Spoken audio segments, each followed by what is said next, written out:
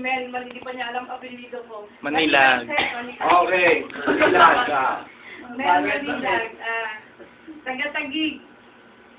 Ang business po namin, yan yung mga kasama namin yan, ito ang apply namin sa Max International. Nasa high-end kami.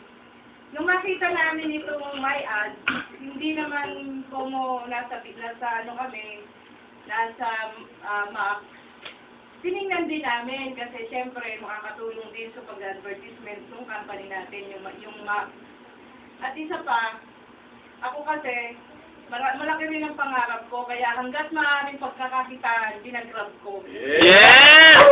Lahat na pwede kong pagkakakitaan na hindi naman magko-conflict doon sa Mac, inaano ko rin naman, kagaya ng safe feature, nagsa-safe feature ako kasi hindi naman siya conflict doon sa product. Yes! Tapos, etong may ads, nakita ko, sabi ko sa kanya, yung product natin ng Max, pwede nating i-link, i-advertise. Kasi, di ba ang trend ngayon, pag hindi tayo sumabay sa trend ngayon, hindi tayo masyadong in. Yes!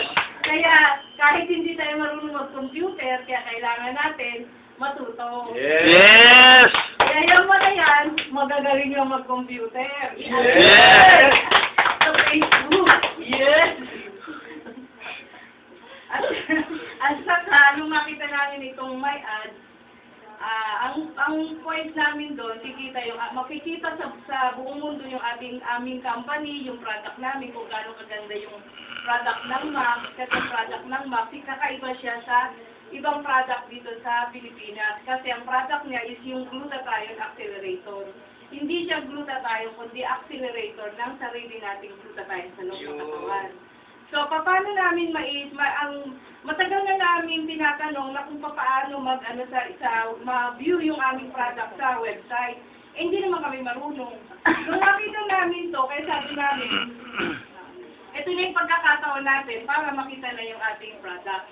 At isa pa, kung halimbawa ma-view yan ng buong mundo at makita na maganda yung product namin, syempre maraming magkaka-interest. So, ibig sabihin, kikita kami sa Max, kikita pa rin kami dun sa may ads. Kasi kung merong mga interesado rin na magkaroon ng